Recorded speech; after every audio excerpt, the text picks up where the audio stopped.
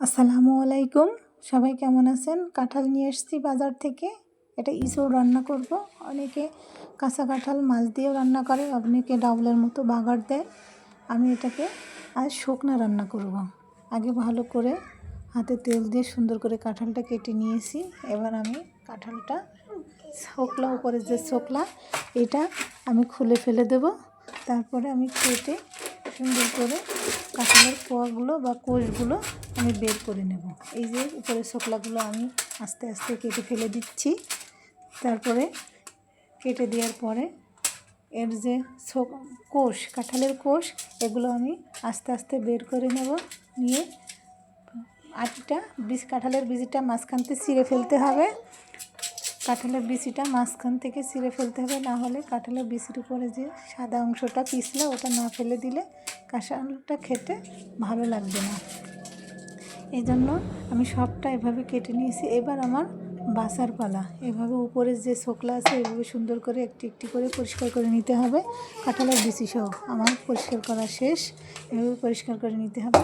তারপরে সুন্দর করে 2-3 বার করে পরিষ্কার পানিতে ধুয়ে নিতে হবে। খেয়াল রাখতে হবে ততক্ষণ না পর্যন্ত আঠাটা চলে যাবে পুরোপুরি, ততক্ষণ পর্যন্ত এভাবে ধুলাই করতে হবে। আমার ধুলাই করাটা শেষ। এবার আমি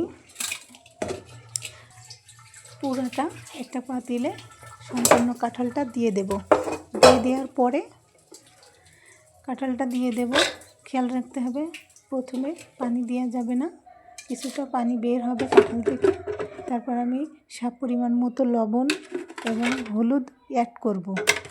তারপরে যতটুকু সিদ্ধ হওয়ার, কেউ শুকনো খেতে চায়, কেউ বা আবার পানি পানি। আমি বেশি শুকনোও না এবং পানির মতোও না, এজন্য মিডিয়ামটাই চাই। এই কারণে সমান যে পরিমাণ পানি লাগবে সিদ্ধ হতে ততটুকুই দেব। দিয়ে মরিচ দিয়ে, খেয়াল রাখতে হবে বেশি মরিচ দেওয়া যাবে না, যেহেতু এটা শুকনা খাবো, এজন্য মরিচটা পরিমাণ মতো দিয়ে ঢাকা দিয়ে মিডিয়াম আঁচে রান্না করতে হবে।